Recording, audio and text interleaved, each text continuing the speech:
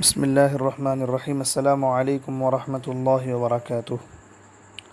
عید الفطر میں صدقہ فطر اللہ تبارک و تعالیٰ نے اس وجہ سے مقرر فرمایا کہ اس میں روزے داروں کے لیے ان کے گناہوں سے پاکیزگی اور ان کے روزوں کی تکمیل ہے۔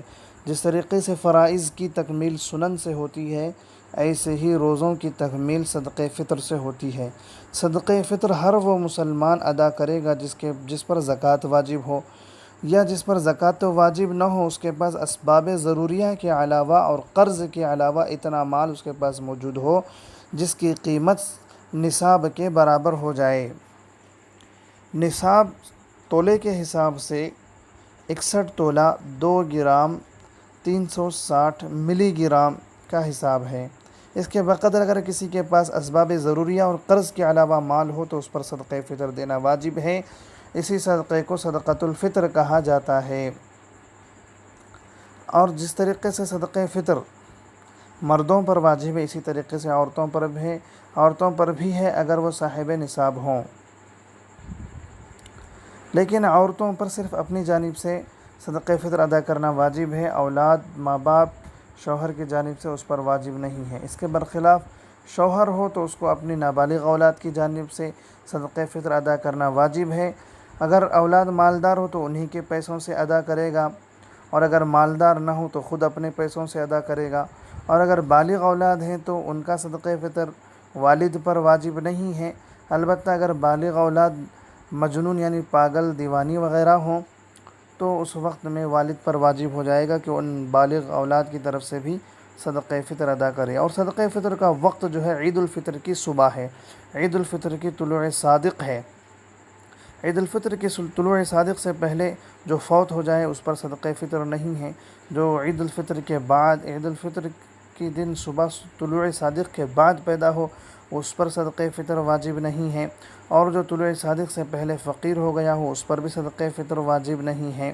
تو صدقہ فطر واجب ہونے کے لیے طلوع صادق کے وقت زندہ موجود ہونا ضروری ہے، اور مستحب ہے کہ عید کی نماز سے پہلے ہی ادا کریں تاکہ غربا عید کی خوشیاں وقت پر منا سکیں۔ اور اگر کوئی عید کے دن ادا نہ کر سکے تو اس پر قضا واجب ہوگی، وہ بعد میں ادا کرنا پڑے گا۔ اور اگر کوئی رمضان میں ہی ادا کرے تو یہ بھی اس کے لیے درست ہے۔ اور اگر کوئی رمضان میں کسی شرعی عذر کی وجہ سے روزہ نہ رکھا ہو اس پر بھی صدقہ فطر واجب ہے۔ صدقہ فطر کن چیزوں کا ادا کیا جائے؟ صدقہ فطر گیہوں سے ادا کیا جا سکتا ہے، جو اور کشمش اور کھجور سے ادا کیا جا سکتا ہے۔ اگر گیہوں سے ادا کریں گے تو 2.25 کلو احتیاطاً 2 کلو دینا چاہیے۔ کھجور کشمش وغیرہ سے ادا کریں گے تو 3.5 کلو کے حساب سے دینا چاہیے، یا ان کی قیمت دینا چاہیے۔ یا ان چاروں کے علاوہ کسی اور چیز سے آپ ادا کرنا چاہتے ہیں تو انہی چاروں میں سے کسی کی قیمت کا اندازہ کرتے ہوئے ادا کرنا چاہیے۔ ایک آدمی کا صدقہ فطر کئی لوگوں کو، اور کئی آدمیوں کو صدقہ فطر ایک آدمی کو دینا جائز ہے۔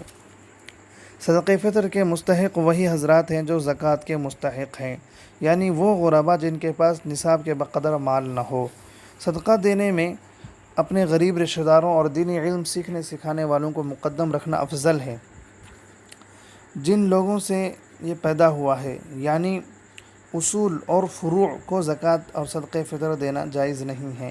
اصول میں ماں باپ، دادا دادی، نانا نانی وغیرہ آتے ہیں، اور فروع میں بیٹا بیٹی، پوتا پوتی، نواسا نواسی وغیرہ آتے ہیں۔ ان کو صدقہ فطر دینا جائز نہیں ہے۔ اسی طریقے سے شوہر بیوی کو، بیوی شوہر کو بھی صدقہ فطر دے نہیں سکتا۔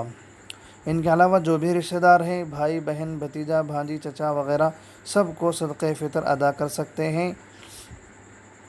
اور صدقہ فطر سے مسجد، مدرسہ، اسکول وغیرہ بنانے کی اجازت نہیں ہے، مسافر خانہ وغیرہ بنانے کی اجازت نہیں ہے۔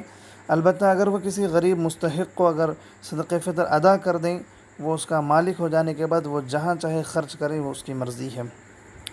اور کسی نوکر یا خدمت گزار یا امام مسجد یا مؤذن وغیرہ کو تنخواہ کے طور پر صدقہ فطر ادا کرنا بھی جائز نہیں ہے۔ جب تک مستحق نہ ملے صدقہ فطر ادا نہیں کرنا چاہیے، مستحق کو ڈھونڈ کر تلاش کر ادا کرنا چاہیے۔ اگر کوئی ادا کر دے، بعد میں پتہ چلے کہ وہ مستحق نہیں تھا تو پھر سے اس کو ادا کرنا پڑے گا۔ مستحق نکلا تو کوئی حرج نہیں ہے۔ ایک شہر سے دوسرے شہر میں صدقہ فطر بھیجنا جائز یعنی مکروہ ہے، ناپسندیدہ ہے۔ ہاں اگر اس دوسرے شہر میں خود اپنے رشتہ دار غریب رشتہ دار رہتے ہوں تو ان کے لیے بھیجنے میں کوئی حرج نہیں ہے. وہاں کوئی دیندار دین سیکھنے سکھانے والے طلباء رہتے ہوں تو ان کو بھی صدقہ فطر پہنچانے میں کوئی حرج نہیں ہے. اس کے علاوہ بلا ضرورت اپنے شہر میں موجود ہونے کے باوجود دوسرے شہروں میں بھیجنا مکروہ ہے.